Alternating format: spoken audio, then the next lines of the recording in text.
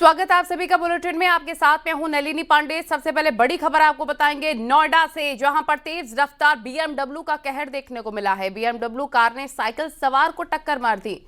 हादसे में साइकिल सवार की मौत हो गई है। पुलिस ने कार के ड्राइवर को गिरफ्तार कर लिया है। पुलिस ने कार को जब्त कर लिया है। नोएडा के थाना सेक्टर 20 क्षेत्र का यह पूरा मामला बताया जा रहा है। पुलिस ने कार ड्राइवर को गिरफ्तार कर लिया गया है। और ये देखिए कैसे कचूमर निकल गया इस कार का, काफ़ी क्षतिग्रस्त हो गई है कार और साइकिल सवार को इसने टक्कर मारी थी। नोएडा से ये खबर आपको हम बता रहे हैं। तेज़ रफ्तार में बीएमडब्ल्यू कार चलाई गई है, ड्राइवर गिरफ्तार हो चुका है। बीएमडब्ल्यू कार ने साइकिल सवार को टक्कर मारी। तेज रफ्तार बीएमडब्ल्यू का कहर देखने को मिला है। आपको बता दें साइकिल चालक को टक्कर मारी जिससे उसकी दर्दनाक मौत हो गई। सीधी तस्वीरें आपको दिखाते हैं, ये बीएमडब्ल्यू है और अंदाजा लगाया जा सकता है कि एक हाई स्पीड बीएमडब्ल्यू ने साइकिल चालक को टक्कर मारी है, जिसके चलते आगे का बम्पर और बोनट पूरी तरीके से क्षतिग्रस्त हुआ है। साथ ही आप तस्वीरें देखेंगे कि किस तरीके से जो इसकी विंडशील्ड है वो भी पूरी तरीके से क्षतिग्रस्त हो गई है। मैं कैमरामैन से रिक्वेस्ट करूंगा आपको साइड व्यू भी दिखाएं इस गाड़ी का, चूंकि बताया जा रहा है कि जब टक्कर हुई उसके बाद बीएमडब्ल्यू गाड़ी अनियंत्रित हो गई थी और जो साइड में जो बैरियर्स थे उनसे टकराई थी। मैं कैमरामैन से एक रिक्वेस्ट और करूंगा कि वो आपको अंदर की भी तस्वीरें दिखाएं। ऐसा बताया जा रहा है कि अंदर जो है वो शराब का सेवन किया जा रहा था, कुछ सिगरेट्स की और इसके अलावा कुछ ग्लास ये भी मिले हैं। फिलहाल पुलिस ने आरोपी चालक मंकुल महाजन को गिरफ्तार कर लिया और उसके एमएलसी के लिए जिला अस्पताल ले गए। गिरफ्तार करके उसे जेल भेजा जा रहा है। साथ ही जो मृतक है अशोक शर्मा, उसका शव पोस्टमार्टम के लिए भेज दिया और परिवार को सूचित कर दिया है। संभल में विवादित जामा मस्जिद के पास कब्रिस्तान की जमीन पर पैमाइश का काम पूरा हो गया है। पैमाइश में 22 अवैध कब्जे मिले हैं। अब जिला प्रशासन कब्जा करने वालों को नोटिस भेजेगा। डीएम के मुताबिक राजस्व रिकॉर्ड में पूरे गाटा नंबर में कोई निर्माण नहीं है। एसपी ने कहा है कि 22 जगह हैं जहां पर अतिक्रमण हुआ है और अगर ये जालसाजी होगी तो कार्रवाई की जाएगी।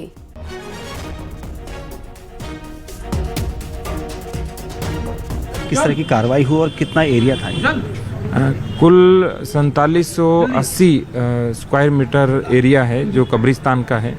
शिकायत आई थी कि कब्रिस्तान पर विभिन्न लोगों ने दुकानें और मकान बनाकर कब्जा कर लिया है, तो उसी के 3 कोनों पर कब्जे पाए गए और वहाँ मूल रूप से केवल कब्रिस्तान की भूमि है, अन्य कोई भी भूमि नहीं है। वो सार्वजनिक भूमि है और ग्राम कोट में पड़ती है और गाटा संख्या उसका 32/2 है। तो पैमाइश करके आज पूरी रिपोर्ट बन जाएगी और उसके बाद धारा 67 के अंतर्गत तहसीलदार न्यायालय के अंदर मुकदमा चलेगा और लोग अपने दस्तावेज प्रस्तुत कर सकते हैं। जिन जिनके कब्जे हैं उनको नोटिस भी दिया जाएगा और उसी के बाद नियमानुसार विधिक कार्रवाई की जाएगी। आज लगभग पूरा एरिया में पैमाइश हो गई है? हाँ, आज 100% पैमाइश हो गई है। लगभग कितना एरिया जो हम कहेंगे अगर पैमाइश? कुल 4780 स्क्वायर मीटर का एरिया है। इसमें सर कुछ दुकानें बनने का भी आरोप है, घर बनाने का आरोप है? नीचे दुकानें हैं, घर है और जो कब्जा है पिछले 15-20 साल से लेकर के और 60-65 वर्ष पुराना है। लेकिन वस्तुस्थिति ये है कि सार्वजनिक भूमि है, कब्रिस्तान की भूमि है, सुरक्षित भूमि है, उस पर किसी भी प्रकार का कोई भी कब्जा जायज़ नहीं है। अगर ये लोग अतिक्रमण के क्षेत्र में आते हैं तो आगे की क्या कार्रवाई रहेगी? अभी धारा 67 के अंतर्गत सब पक्षों को सुना जाएगा और उसके बाद यदि अतिक्रमण में आते हैं तो ध्वस्त कराया जाएगा। संभल में आज पैमाइश का काम पूरा हुआ। इस पर पूरी तरह से कानून व्यवस्था को लागू रखने के लिए पूरी पुलिस यहाँ पर मौजूद रही। बात करने के लिए इस वक्त हमारे साथ कप्तान के विश्नोई हैं। सर, आज पूरी टीमों ने पैमाइश करी थी इस इलाके में। किस तरह की शिकायतें पुलिस को पहले मिली थी, जिस तरह से कई दुकानें या फिर अलॉटमेंट या फिर कब्जे वाली चीज़ें सामने? आज से कुछ दिन पूर्व जिला मुख्यालय पे एक व्यक्ति के द्वारा प्रस्तुत होकर बताया गया कि उनका जो कब्रिस्तान है वहाँ उस पर करीबन 22 से ज़्यादा स्ट्रक्चर्स हैं, लीगली वो कंस्ट्रक्ट कर दिए गए लोगों के द्वारा। पूर्व में उन लोगों के द्वारा इस मामले को नहीं उठाया गया था, लेकिन जिला प्रशासन के द्वारा इसमें एक टीम गठित की गई और सुरक्षा व्यवस्था मुहैया कराने के लिए रिक्वेस्ट किया था। उसके मद्देनजर आज यहाँ पे 8 थानों की पुलिस और उसके साथ साथ पीएसी, आरआरएफ और ड्रोन के माध्यम से सुरक्षा व्यवस्था मुहैया कराई गई। पैमाइश पूरी होने के बाद में प्रथम दृष्टया ये तथ्य प्रकाश में आए हैं कि यहाँ पे करीबन 4800 स्क्वायर मीटर ज़मीन थी, जिसके ऊपर करीबन 1000 स्क्वायर मीटर से ज़्यादा ज़मीन पे कब्जे कर लिए गए हैं। नक्शे में किसी प्रकार की कोई आबादी वहाँ प्रदर्शित नहीं है, तो प्रथम दृष्टया ये लीगल कंस्ट्रक्शन है। इसके लिए यहाँ पे जो आईपीएस अधिकारी आलोक भाटी हैं उनको जांच दी गई है, उनके द्वारा इसमें जांच की जाएगी और जो भी तथ्य प्रकाश में आएंगे उनके आधार पे आगे की विधिक कार्रवाई सुनिश्चित की जाएगी। अगर कब्जे प्रतीत होते हैं तो एफआईआर भी पंजीकृत की जाएगी और धारा 67 में यहाँ पे जो अतिक्रमण है उसको हटाने का कार्य भी किया जाएगा। कोलकाता पहुंचे केंद्रीय गृह मंत्री अमित शाह ने मिशन बंगाल के लिए एक प्रेस कॉन्फ्रेंस की। पश्चिम बंगाल की ममता बनर्जी सरकार पर जमकर हमला बोला है और टीएमसी को बंगाल की डेमोग्राफी बदलने और घुसपैठ को शह देने का गुनाहगार बताया है। टीएमसी के 15 साल के शासन में भय, भ्रष्टाचार, कुशासन और घुसपैठ से बंगाल की जो जनता है काफी ज्यादा चिंतित है। तृणमूल कांग्रेस के 15 साल के शासन में भय, भ्रष्टाचार और कुशासन और विशेषकर घुसपैठ से बंगाल की जनता चिंतित भी है, भयभीत भी है और आशंकित भी है। हम भारतीय जनता पार्टी के सभी कार्यकर्ता बंगाल की जनता को आश्वासन भी देना चाहते हैं और वादा भी करना चाहते हैं कि मोदी जी के नेतृत्व में बंगाल में भारतीय जनता पार्टी की सरकार बनने के साथ ही यहां की विरासत को हम पुनर्जीवित करेंगे। विकास की गंगा फिर से बड़ी तेज गति से बहेगी। और शाहजहांपुर में हिंदुवादी संगठन ने मजार पर जाकर हनुमान चालीसा के पाठ करने का ऐलान वापस ले लिया है और जिला प्रशासन से बातचीत के बाद कार्यकर्ताओं ने ये फैसला वापस लिया। हिंदू संगठन का आरोप है देव स्थान पर अवैध निर्माण कर मजार बनाई गई। कार्यकर्ताओं ने चेतावनी दी है कि जल्दी ही इसे नहीं हटाया गया तो वो आंदोलन करने को विवश हो जाएंगे। शाहजहांपुर जिला के पुवाया तहसील के मरेना गांव का मामला है। आरोप है कि कुछ लोगों ने देव स्थान पर कब्जा करके अवैध निर्माण कर मजार बना ली, फिर उस पर मस्जिद खड़ी कर दी। हिंदू संगठन की शिकायत के बाद 28 दिसंबर को जिला प्रशासन ने ग्रामीणों की मदद से सुलह समझौते के बाद अवैध निर्माण को हटवाया, लेकिन मजार को नहीं हटाया गया। खत्म होनी चाहिए ना, तो आपको साइन नहीं करना चाहिए। अब आप उसमें साइन 25 दिसंबर को फिर वहां के जो मुस्लिम समाज के लोग हैं उन्होंने मस्जिद का निर्माण कार्य कराने का प्रयास किया। हम लोगों को इसकी जानकारी है तो हम लोग हिंदू युवा संगठन उत्तर प्रदेश के जो प्रदेश संरक्षक हैं राजेश अवस्थी जी, उनके नेतृत्व में सब लोग वहां पहुंचे, उस काम को रुकवाया और इसका विरोध किया, उसे हटवाने की मांग की थी और प्रशासन को 3 दिन का अल्टीमेटम दिया था कि 3 दिन के अंदर इस अवैध मस्जिद को हटाया जाए। अगर नहीं हटाया गया तो हम लोग खुद हटाने के लिए बाध्य होंगे, जिस पर अभी रविवार को जो पुलिस प्रशासन ने है मस्जिद हटवा दी है, लेकिन अभी तक मजार को नहीं हटवाया गया है। हम लोग आज वहां पर हनुमान चालीसा का पाठ करने को थे, लेकिन पुलिस प्रशासन ने हम लोगों को मना कर दिया है और हम लोग वहां आज का कार्यक्रम निरस्त कर रहे हैं। कानपुर में नगर निगम पर एक और सवालिया निशान खड़े हो गए हैं और इस बार मामला है नेशनल हाईवे की दीवारों पर वॉल पेंटिंग से जुड़ा हुआ।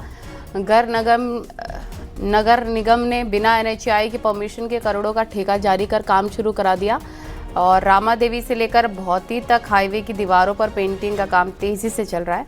नगर निगम ने ये काम 117(6)B के तहत तत्कालीन निर्णय बताते हुए शुरू कराया, जबकि हाईवे पर जुड़ा कोई भी काम करने के लिए एनएचएआई की एनओसी अनिवार्य होती है। इस मामले में ना तो अनुमति ली गई, ना ही एनएचएआई को जानकारी दी गई। पार्षदों का आरोप है कि कुछ अधिकारी ठेकेदारों से मिलीभगत कर फर्जी आपात स्थिति दिखाकर टेंडर जारी कर रहे हैं। उधर नगर आयुक्त ने मामले की जांच के आदेश दिए हैं। ये काम नेशनल हाईवे का है, यदि नगर निगम इसको कराता है तो उससे संबंधित जो वार्ड आते हैं तो जोनल अधिकारी को या यहाँ के किसी संबंधित अधिकारी को उन पार्षदों को जानकारी देनी चाहिए। उनकी देखरेख में अगर होता तो ये कार्य और अच्छा होता है। हम लोगों को किसी प्रकार की कोई जानकारी नहीं दी। देखिए ये चीज़ तो अभी आप ही के माध्यम से संज्ञान में आई है, तो इसमें हम जरा दिखाएंगे, इसमें जांच कराते हैं और जो भी इसमें आगे की कार्रवाई होगी, जो भी आगे तथ्य सामने आएंगे उनके अनुसार इसमें कार्रवाई की जाएगी। बिना परमिशन के फ्लाईओवर्स के साइड वॉल्स पर पेंटिंग कराने का मामला इन दिनों तूल पकड़ता दिख रहा है। इसका संज्ञान नगर आयुक्त ने लिया और करोड़ों रुपए की इस पेंटिंग की जांच के आदेश दिए। अब देखना ये होगा कि जब जांच समाप्त होगी तब कौन कौन लोग इसकी चपेट में आते हैं। मगर इन सब के बीच जांच शुरू होने के साथ साथ संबंधित अधिकारियों के हाथ पांव फूलते नजर आ रहे हैं। विजिलेंस आशीष पांडे के साथ अमित गंजू, न्यूज़ 18 कानपुर। कुशीनगर से विधायक पीएन पाठक से सोशल मीडिया पर की गई एक पोस्ट ने हलचल मचा दिया है। उन्होंने अपनी पोस्ट में लिखा है कि सनातन परंपरा में ब्राह्मण को समाज का मार्गदर्शक, विचारक, संतुलनकर्ता माना गया है। जहां ब्राह्मण एकत्र होता है वहां ज्ञान, विवेक और चिंतन का मंथन होता है, जो हिंदू अस्मिता को सशक्त बनाता है।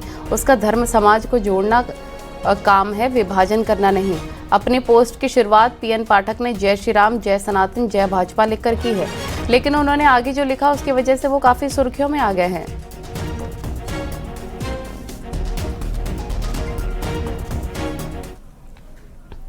आपको बताते हैं कि पूरा मामला शुरू कब होता है। यूपी में विधानमंडल के शीतकालीन सत्र के दौरान कुशीनगर के बीजेपी विधायक पीएन पाठक ने अपने लखनऊ वाले आवास पर एक बैठक बुलाई। इसमें पूर्वांचल और बुंदेलखंड के 45 से 50 ब्राह्मण विधायक शामिल हुए। विधायकों को लिट्टी चोखा और मंगलवार का व्रत का फलाहार परोसा गया। पत्रकार से विधायक ने डॉक्टर शलभमणि त्रिपाठी की बैठक भी पहुंचे थे। शलभमणि त्रिपाठी भी बैठक में पहुंचे थे। मिर्जापुर विधायक रत्नाकर मिश्रा और एमएलसी उमेश द्विवेदी की मुख्य भूमिका रही है। खास बात यह है कि इस बैठक में अन्य पार्टियों के भी ब्राह्मण विधायक पहुंचे हुए थे।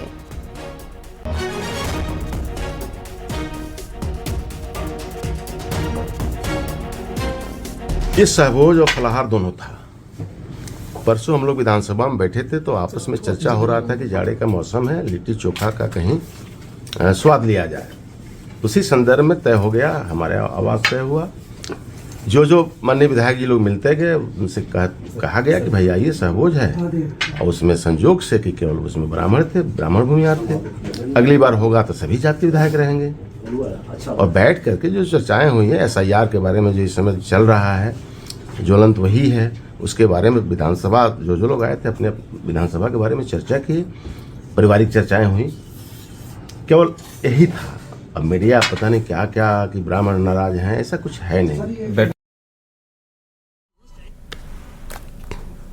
लखनऊ में हुई बीजेपी के ब्राह्मण विधायकों की बैठक को लेकर प्रदेश संगठन ने कड़ा रुख अपनाया था। बीजेपी प्रदेश अध्यक्ष पंकज चौधरी ने स्पष्ट शब्दों में कहा कि इस तरह की जातिगत बैठकें और गतिविधियां पार्टी के संविधान के खिलाफ हैं। उन्होंने सख्त लहजे में कहा, बीजेपी में पार्टी अनुशासन से ऊपर कोई नहीं। पंकज चौधरी ने साफ तौर पर कहा कि पार्टी के भीतर किसी भी प्रकार की गुटबाजी या जातिगत गोलबंदी बर्दाश्त नहीं की जाएगी।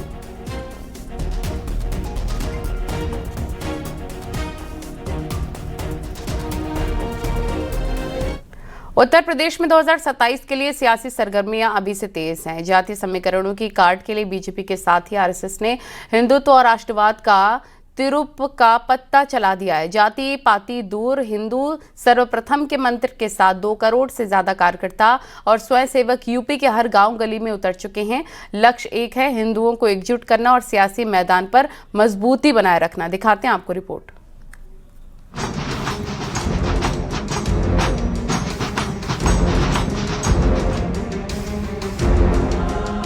बीजेपी हो या आरएसएस या फिर एबीवीपी और विश्व हिंदू परिषद, सभी ने यूपी में सक्रियता बढ़ा दी है। पार्टी ने वीर बाल दिवस, अटल जन्म शताब्दी वर्ष जैसे अभियानों के जरिए सर्व समाज को लामबंद करने की मुहिम छेड़ी है। घर घर संपर्क अभियान के साथ ही राष्ट्रवाद की बयार बहाई जा रही है। जनवरी में लखनऊ में होने वाला विशाल हिंदू कन्वेंशन इसका बड़ा हिस्सा है, जो आरएसएस के शताब्दी समारोह का हिस्सा होगा। युवाओं के बीच में देश सर्वोपरि, राष्ट्र सर्वोपरि और एक मजबूत समाज, सशक्त समाज, सबको लाभ मिल पाए, अंत्योदय आम जन के सपनों को साकार करने में पूरी ताकत लगाते हुए, इस नीति को करते हुए हिंदू निष्ठ सरकार बनाने की तरफ आगे बढ़े हुए। प्रांतीय सम्मेलनों में बीजेपी नेता और योगी सरकार के मंत्री पहुंच रहे हैं। काशी प्रांत के अधिवेशन में डिप्टी सीएम केशव प्रसाद मौर्य ने शिरकत की, तो बदायूं में ब्रजेश पाठक शामिल हुए। ये सब मिलकर 1 दर्जन से ज्यादा अभियान, सम्मेलन और कार्यक्रम चला रहे हैं, ताकि जातियों के बंधनों को तोड़कर हिंदू एकता कायम की जाए। काशी प्रांत के वर्तमान शैक्षिक परिदृश्य, सामाजिक परिदृश्य और विद्यार्थी जीवन संबंधित विभिन्न मुद्दों पर अब विद्यार्थी यहाँ पर चिंतन मंथन करेंगे और आने वाले वर्ष में हम किस प्रकार से विद्यार्थियों के मुद्दों को लेकर, समाज के मुद्दों को लेकर कैंपस में कार्य करेंगे, हमारे अभियान किस प्रकार के होंगे, हमारे कार्यक्रम किस प्रकार के होंगे, इस पर मंथन किया जाएगा। विपक्ष इसे हिंदू मुस्लिम ध्रुवीकरण की कोशिश बता रहा है, लेकिन बीजेपी आरएसएस का कहना है कि ये एकता का अभियान है। लखनऊ में होने वाला हिंदू कन्वेंशन योगी को हिंदुत्व चेहरे के रूप में स्थापित करने की दिशा में बड़ा कदम है। संगठन और सरकार के बीच बेहतर समन्वय से सियासी मैदान मजबूत हो रहा है। बीजेपी ने ये कोशिश कर रही है लगातार कि जातियों के पिकेट से लोगों को निकाला जाए और उनको हिंदुत्व के नाम पे जोड़ा जाए। इसी तरह देख रहे होंगे कि लगातार बीजेपी के कार्यक्रम हो रहे हैं, संघ के कार्यक्रम हो रहे हैं, एबीवीपी के कार्यक्रम हो रहे हैं और इस बहाने जो हिंदुओं को संगठित करने की कोशिश हो रही है। कुल मिलाकर यूपी में चुनावी बिसात बिछ चुकी है। बीजेपी आरएसएस की ये मुहिम कितनी कामयाब होगी ये समय बताएगा, लेकिन इतना साफ है कि हिंदुत्व का एजेंडा फिर से सियासी केंद्र में आ गया है। Bureau report, news 18।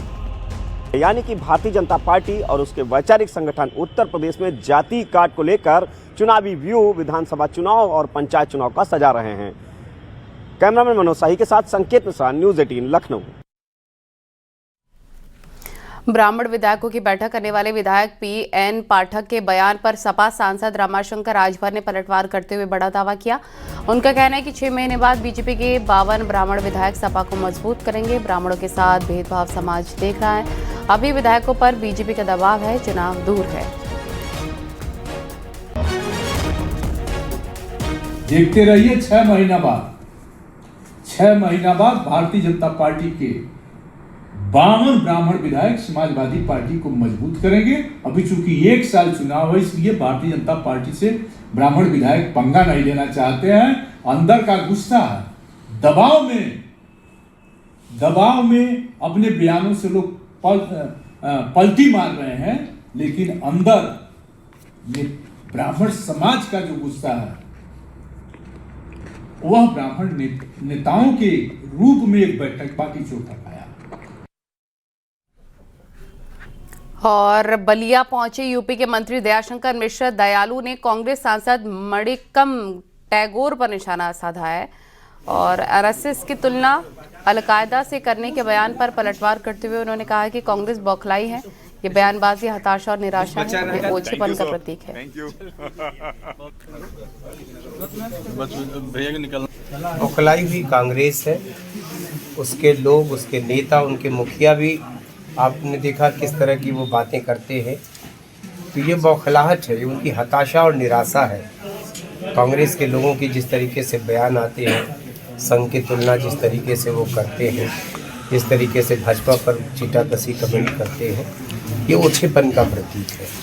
मुझको लगता है कि उनको बड़े सहज मन से इस बात को स्वीकार करना चाहिए कि देश ने उनकी नीतियों को, उनके कार्यों को, उनके सिद्धांतों को नकार दिया है। कांग्रेसी कहीं न कहीं से अब निराशा के गर्त में डूबते हुए इस तरह के बयान जारी करते हैं।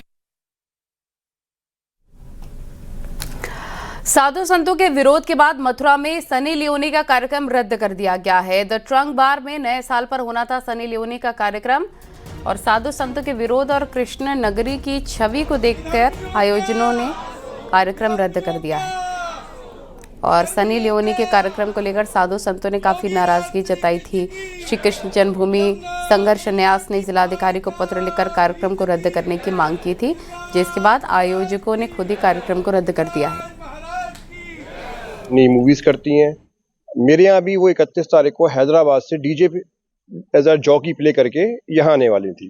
परसों भी उन्होंने गोवा में किया है और भी जगह कर रही हैं।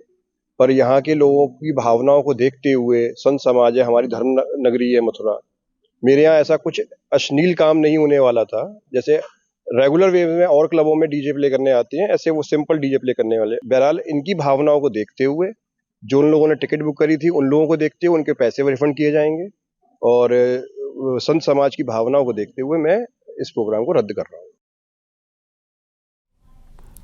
मुख्यमंत्री योगी आदित्यनाथ ने नए साल 2026 को लेकर प्रदेशवासियों के नाम एक लेटर लिखा है और सीएम योगी ने पाती जो लिखी है उस पाती में जनता से अपील करते हुए लिखा है, मेरे सम्मानित प्रदेशवासियों, ये आलंग वर्ष 2026 में प्रवेश का वर्ष है।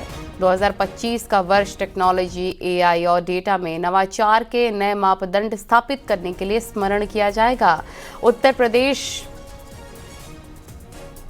भविष्योन्मुखी विकास के नए मानक गढ़ रहा है। प्रदेश में सुशासन के राज ने विश्व भर में ब्रांड यूपी को सशक्त किया है। उत्तर प्रदेश अब निवेशकों के विश्वास का एक राज्य बन गया है। मैं चाहूंगा कि मेरे युवा साथी साल 2026 के लिए एक विशेष संकल्प लें। आप अपने आसपास 5 बच्चों को कंप्यूटर और AI के विषय में जागरूक करें। हर सप्ताह कम से कम 1 घंटा ज्ञान दान के लिए निकालें।